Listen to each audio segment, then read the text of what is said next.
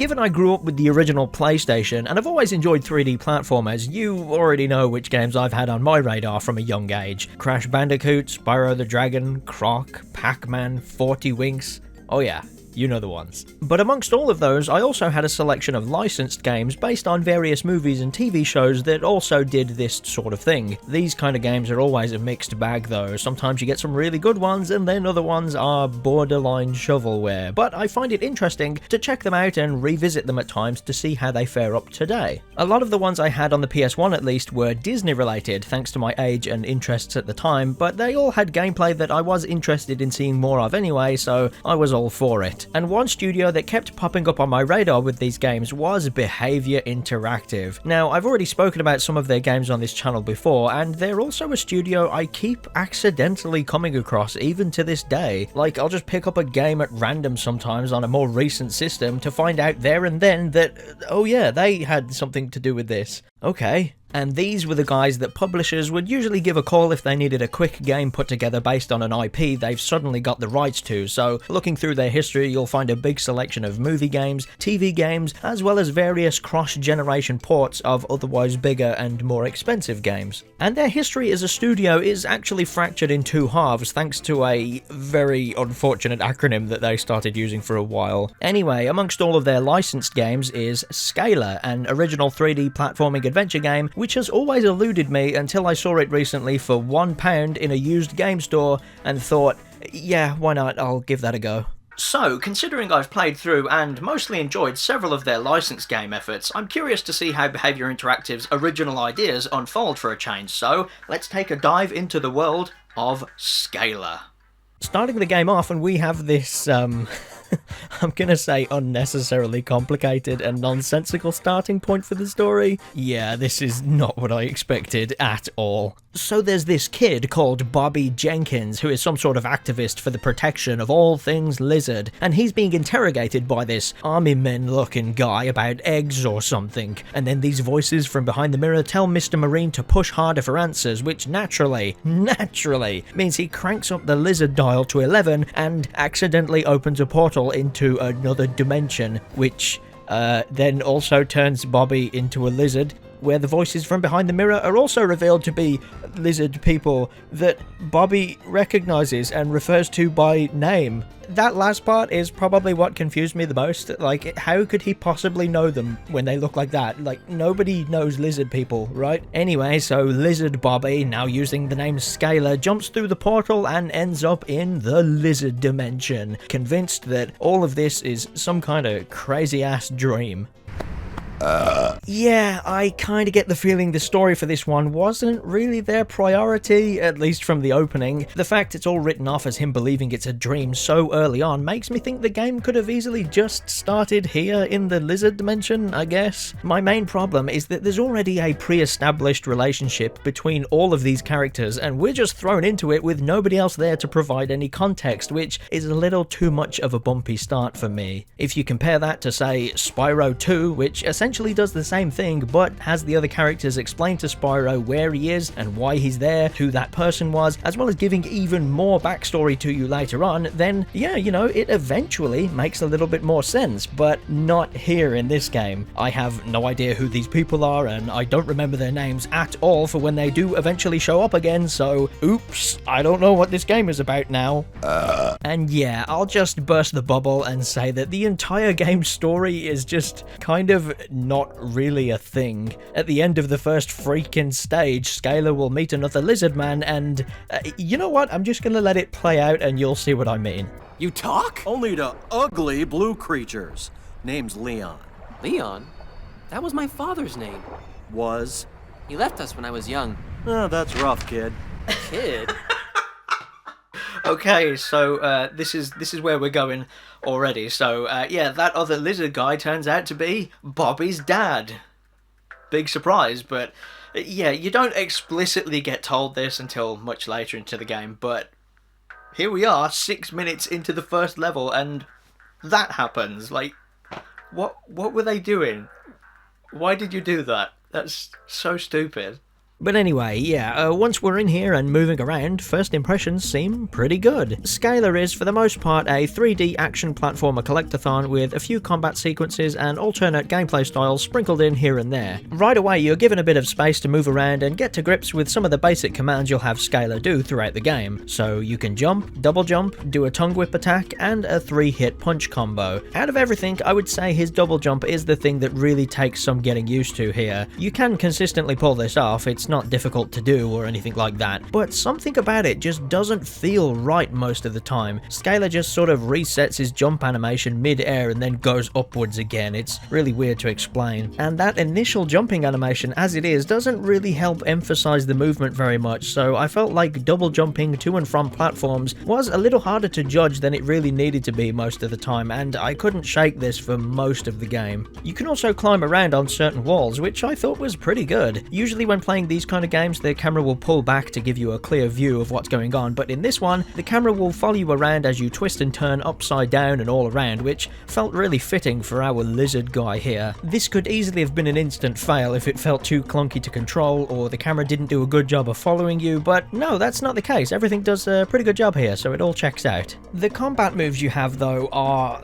they're alright, but the tongue whip is definitely where it's at. This is a quick little jab of an animation that has quite a lot of reach and can be done in really quick succession, which is perfect for taking out smaller enemies and activating things like bombs from a safe distance. The 3-hit combo, on the other hand, is a little bit iffy. I mean, the animations look fine enough, but given how often you'll eventually need to do the same 3 attacks against enemies over and over again in the later parts of the game, you are probably going to get a little bored of using this, but I'll talk more about the combat stuff in greater depth later on. But one thing I didn't get bored of were these rail grinding segments. Yeah, these are actually a lot of fun. I know this sort of stuff is usually reserved for just getting from one area to the next, and yeah, that is kind of what these do too, but these have a really good flow and weight about them. Obviously, the most recent game I have to compare this to is Crash Bandicoot 4, and it was actually while I was editing that video, I looked across at my table here and saw a few games that I had recently purchased, but left strewn about the place because I'm lazy, and I noticed that the box art was kind of similar because they both heavily feature rail grinding. And yeah, while that was a thing in Crash 4 more recently, I've got to give Scalar credit where it's due because I reckon this game handles them way better than Crash 4 did. The best thing I can compare them to in this game is a real-life roller coaster. You know, you'll go at a decent pace to start off with, but slow down whenever you get towards any upward slopes, but then you reach the top and it's like whoosh, and you suddenly end up going really fast, and you hear the sound of the wind rushing by as you quickly have to time your jumps faster than before because of this sudden but naturally occurring speed boost, and it just feels so good. Oh man, I was not expecting rail grinding to be such a highlight of this game, but it really is. There's also a boss fight later on that uses it at 1.2, which, you know, yeah, that was pretty good as well. The main difference with the rail grinding here is one with a constant speed, like in Crash Bandicoot 4, versus this variable one based on what shape the rail actually is. Like I say, you get that real-life roller coaster effect from it, which feels fantastic when you're playing it. It is a little easy to fail these segments, mainly due to the speed and some of the obstacles perhaps being blocked from view from certain angles, but you'll usually just get placed back at the start of the rails, so there is a punishment in place for failing, but it's not exactly unfair because you can try again as many times as you need. In fact, outside of some frustrating parts in later levels, I would say the entire game is a mostly easy ride. For the longest time, I thought you would lose some of the in-game currency every time you died, but no, upon further inspection, you don't lose any. There's basically no consequence for dying in this game, just your own time, really. On the one hand, it does make the game feel like it's way too easy at times, but again, much later on, I came to see this as a good thing, so yeah, it is what it is. But yeah, the main thing is that I wasn't expecting rail grinding to be such a big thing in this game. I mean, I knew it was going to be a thing because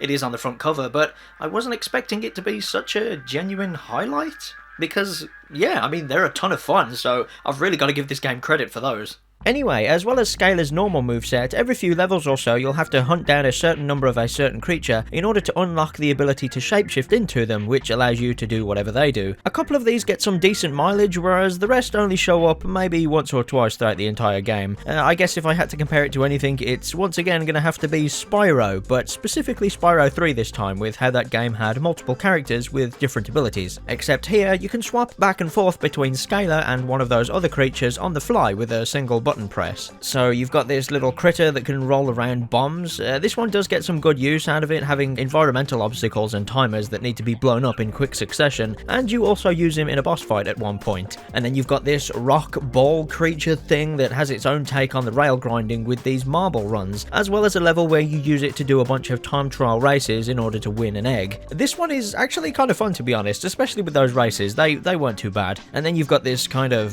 flying whale looking guy, which really doesn't get used all that much. It only appears in this one level where you do a bit of Superman 64 gameplay and then fly through a bunch of tunnels, which wasn't particularly interesting. After that, there's some dinosaur looking thing which can spit projectiles, which I'm not really that big of a fan of. First of all, you have to hunt down way more of these than any other creature in the game in order to unlock it, and they're such a pain in the ass to go up against. And once you do unlock it, it's mainly used for shooting things in the distance whilst standing still and looking through a first-person camera. It's kind of situational, boring, and doesn't really fit in with the flow of me wanting to move around and platform on things, so yeah, I'm not really into this guy. And lastly, we have this rabbit penguin fish looking thing. You do get a lot of use out of this one, but again, it's only in this one level that's got a lot of water, as it's the only form you have that allows you to swim, but yeah, that's about it really. And yeah, before you wonder about it too much, the game does specify which level you can transform into which creature, so you're not going to suddenly bust out the frickin' Omnitrix and pick out one that can potentially break the level. You just get given one, and then the level will usually include obstacles that specifically need that creature in order to progress. All of this does work alright for the first half of the game, but I get the feeling it was fairly forgotten about towards the end, especially with some of those boring abilities you need these guys for, or when you only need them for one level. So yeah, it is a bit of a shame that not all of these guys get used very much. Using all of these moves, the idea with most levels is to find the various lizard eggs, with those being the big boy collectibles of this here video game. You know how it goes by now. Jiggies, stars, orbs, crystals, power cells, clocks,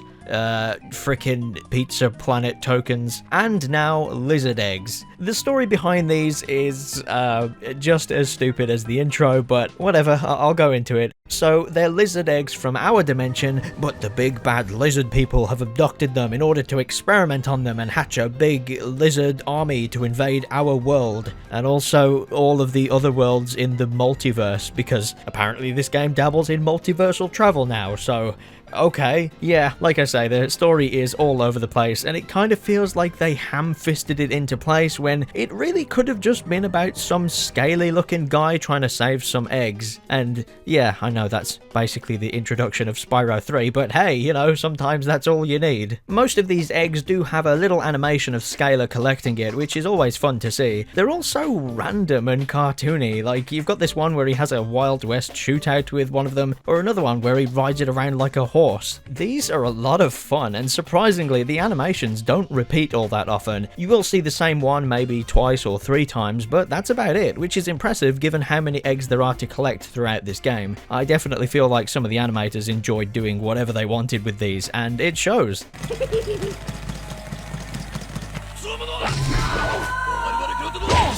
So, you need a certain amount of these to enter later levels, with the threshold getting higher as you go along. Again, it's kind of one of those if it ain't broke, don't fix it kind of setup, so you've likely seen this setup before with Mario 64 or Banjo-Kazooie, and yeah, you do have quite a bit of wiggle room to progress. And as such, my progress throughout Scaler never came to a sudden stop, because even though the game does kind of make it look like a lot of these eggs are optional, you will often end up travelling through the levels in a route that leads you to most of them anyway, so you will probably have a straight run throughout the entire game if you're anything like me. You've also got these other smaller scale collectibles in the form of these orb things, which really didn't do anything for me. Each level has 10 of them hidden in it, and I'm pretty sure collecting them all just ticks off the fact that you've collected them all, so yeah, I'm not really bothered about collecting those. And when you do find them, there's no sound or visual cue or any fanfare at all to really make any fuss about it, so I'm not really sure why I should either. Again, not finding most of these never stopped me from progressing at any point, so I just picked up the ones I came across and didn't really stress about finding any of the others. Aside from that, the main thing you'll be collecting are clockies, which are this game's currency, and you can find pretty much everywhere, on the floor, inside objects, and from defeated enemies. You'll use these to purchase new and upgraded abilities from Leon after you finish the first level, and yeah, I guess they're kinda like the bolts in Ratchet and Clank, but they remind me a lot more of the studs in pretty much any recent LEGO game, as they're literally everywhere so you can't miss them, and they will come in useful once you have enough of them, but not in a way that progresses the story in any meaningful way. Like LEGO, it's kind of optional, you don't actually have to buy anything, but you should, because you've got them, so yeah, you've got moves to purchase here. One surprising thing I found is that you could buy this primitive early version of photo mode, which is actually really cool. I did not expect to see that here. You see, photo mode is probably one of my favourite features to have become a big thing in the 8th generation of consoles, so to see it randomly show up here in some frickin' PS2 game I bought for £1, albeit in a much more basic form, was pretty interesting to me. I mean, yeah, this is nowhere near as useful as it is in more recent games, but I don't know, I thought this was pretty cool. Everything else you can buy is strictly going to be there to help you out in a much more active way during gameplay, but most of them aren't really worth shouting about. There's some upgrades to the claw attacks, making them a bit stronger, but without changing how they work, so you don't get an extra attacking animation or an alternative way of attacking. No, it's just a passive stat boost, which does kinda suck. I've always been of the opinion that if you're gonna give me more powerful or useful moves, then let me see them or play around with them in my own time, you know? You've got a game like Banjo-Kazooie which does this really well, and to a much lesser extent, Spyro 2 again. Yeah, sure, the head bash isn't the most exciting thing in the world, but it is a move that you can pull off whenever you want to. You know, it doesn't just suddenly make Spyro's landings seem heavier, it's something you actually have to do yourself. Whereas here in Scalar, it's just kind of like, oh yeah, you know that claw attack you've been doing all this time? Well, now it takes one less hit to finish the bigger bad guys, so there you go. Which is great, I guess. I mean, I can't complain too much as it is genuinely helpful, but it's just not very interesting to me. Later on, you'll get this invisibility move, which, yeah, it is useful most of the time, but it's in these very specific don't get spotted or you will instantly die type situations, so yeah, the game kind of forces its usefulness a lot of the time. I did, however, use this quite a lot mid-combat towards the end of the game, as enemies instantly forget you exist once you turn invisible. It's a pretty easy way to cheese some of the more powerful enemies into facing away from you so you can get a couple of hits in. I'm pretty sure this is not the intended use for it, but hey, you know, it worked, so I kept doing it. And lastly, you've got this electric bomb attack thing. Basically, you press the button and Scalar will jump up into the air and damage all enemies surrounding him, usually straight up killing any of the smaller ones. You can store these up and use them whenever you feel it's most needed, and you'll gain them by remaining on the vines when grinding along them. As you're on one of those, you'll see this little meter grow whenever you stay in contact with it, and once it's full, you get a little icon to show you whether or not it's ready. The only upgrade this move has is to let you store multiple bombs instead of just the one, and I would say this is absolutely worth investing into multiple times. The amount of bullshit combat segments this game has towards the end, it really does pay off to have at least a few of these as a last line of defense. So yeah, seeing as I've mentioned it several times now, these combat segments, they are not great, with you mostly just spamming the attack button over and over again, which wouldn't be as bad if, like other games, you could occasionally avoid these things every now and then, but no, Scalar likes to set these up within little arenas that constantly pop up on the routes you take through these levels, and each one is surrounded by a magical barrier that stops you from going anywhere until you've beaten all the enemies for that arena, and it also becomes really predictable. Pretty much any piece of ground that looks remotely circular, you can bet your bottom dollar it's going to be a combat segment, and you'll be right most of the time. And with the amount of times this happens, you just get the feeling it's padding the game out, and yeah, I really couldn't help but feel pissed off when I die and get reset to a checkpoint way before where I was. Sure, you don't lose any lives or have to restart entire levels or anything like that, but you will often have to do a bunch of dodgy double jump platforming and rail grinding just to get back to where you were, to then perhaps die again and do it all over again. And I swear, some of the very last levels throw way too many enemies at you in these arenas as well. These small dog-looking things, they can attack way faster than you and spawn in from all over the place, and it's just so frustrating. I'm just constantly being interrupted when I just want to carry on and find more lizard eggs. And I know from experience that combat doesn't always have to be this intrusive in games like this. There's plenty of platformers that mix in the platforming with what combat they provide to at least make it feel natural. Even in Behaviour's previous work on the Bugs Bunny games, all you had to do was run around and jump over enemies to tire them out, and then you'd eventually finish them off with a single kick. But here, no, you'd have to do these silly arena things over and over again, and I really don't like it. And speaking of frustrating combat that completely stops you in your tracks, we have turret sections in this game, because of course we do. I don't know what it is about platformers from this sort of PS2 era where they all collectively decided that turret sections were the new cool thing, but they never were.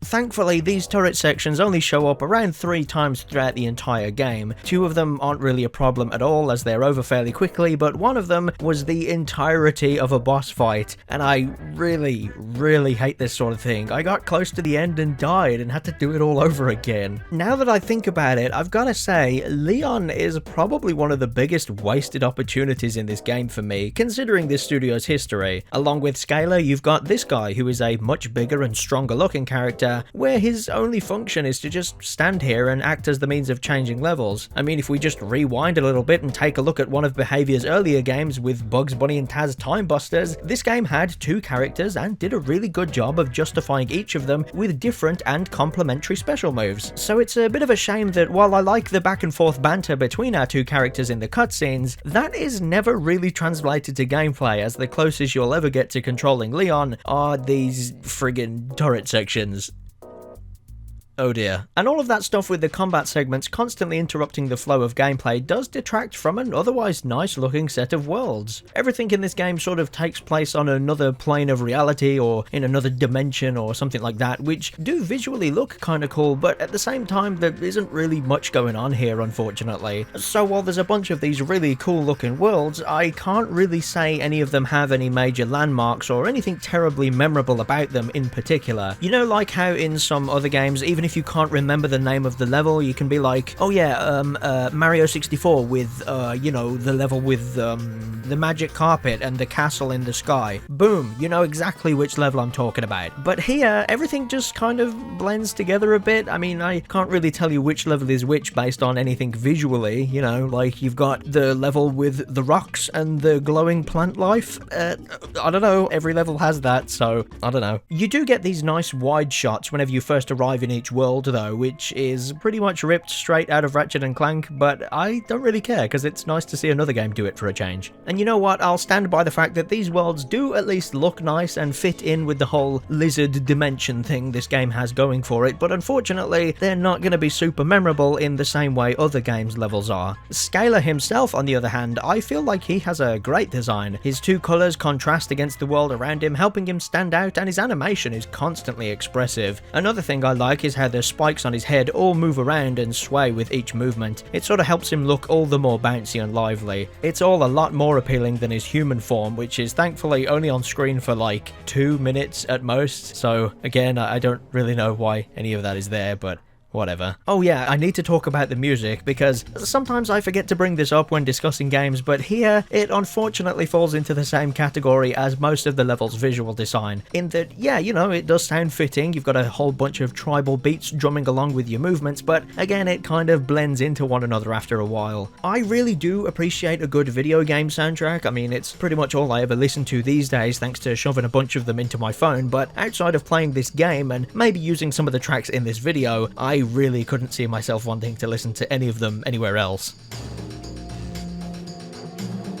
So, considering I've talked about pretty much everything else, I'm now going to talk about the bosses and the eventual ending that you will come across. So, yeah, normally at this point I would offer some sort of spoiler warning, but I mean, first of all, what story this game has is pretty stupid and doesn't really make any sense anyway, and secondly, it's like 15 years old at this point and I'm pretty sure no one cares, so on the off chance you do care, then don't, because there's really not that much for me to say here.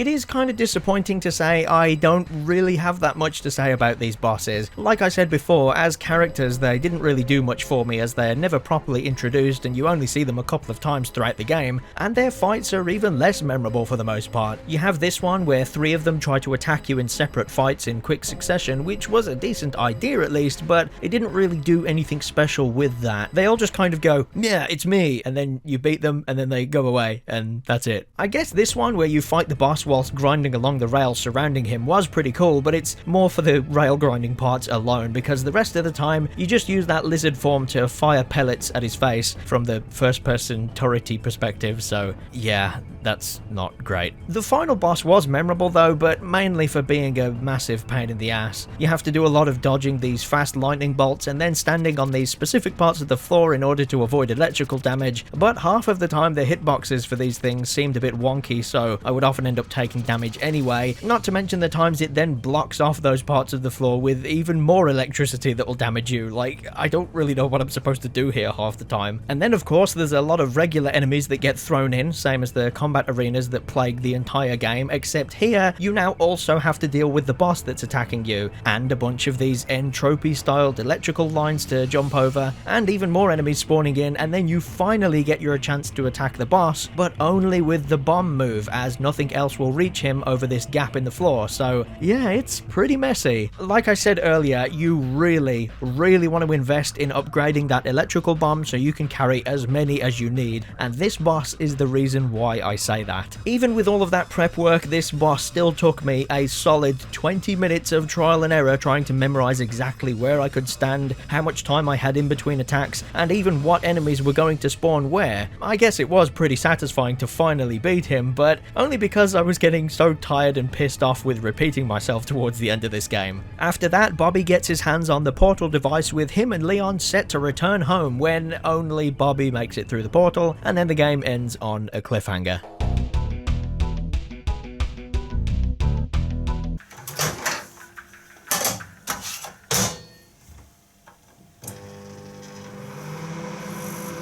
Okay, so I did look it up online and there is another ending which does do a little bit more, but admittedly not enough to make me want to bother with it myself. Bobby again makes it through the portal, but then the human form of Leon will run down the stairs and ask what the noise was all about. You see, this game does kind of present its own take on time travel and history-altering events at one point, even giving you this funny little cutscene to visually explain it all. And this secret ending is basically showing that Bobby ended up altering history because of everything he did throughout the game, where Leon ends up being fine, and then he breaks the fourth wall to hint at a potential sequel, which obviously didn't happen. And in order to unlock that ending, you have to find every single one of those glowing yellow orb things, which, like I said earlier, the game doesn't really make a big fuss about, so neither did I. This isn't like Jak and Daxter, where you get a cool animation for finding those, you just kind of pick them up and nothing happens, so I didn't think they were important. You'll get some of these for completing objectives, sure, but the other times they're just inside random containers that you wouldn't think twice about running past anyway, so yeah, I'm not going to go out of my way for what is essentially an extra 30 seconds of an already nonsensical story.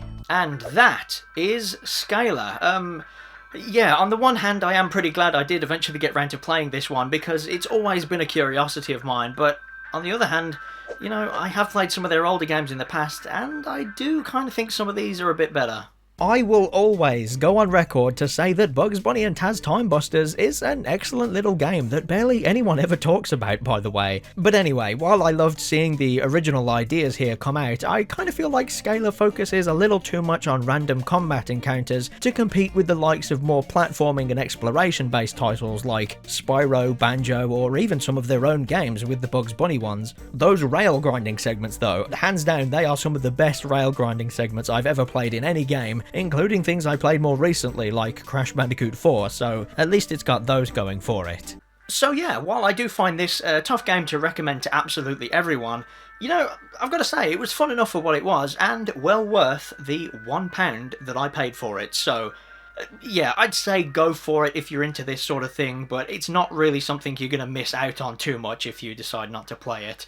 The main thing with me is that not every game I talk about on this channel has to be the best thing I've ever played. I feel like there's a lot of channels out there that feel like every game needs to be a masterpiece in order for them to want to play it, whereas I don't know, I just try and play something, and if there's enough for me to say good, bad, or indifferent, then that's what I'm gonna do.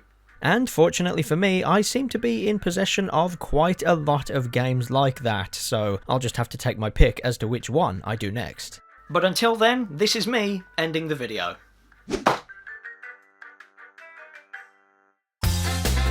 Hey, thanks for watching my video on lizard conspiracy theories. I don't really know what to say here, I'm just recording this so I can then press render and get on with the rest of my evening, so I don't know, if you want to support me on Patreon, I do a vlog and you can fund more stupid game purchases. Anyway, thanks for watching my video, bye!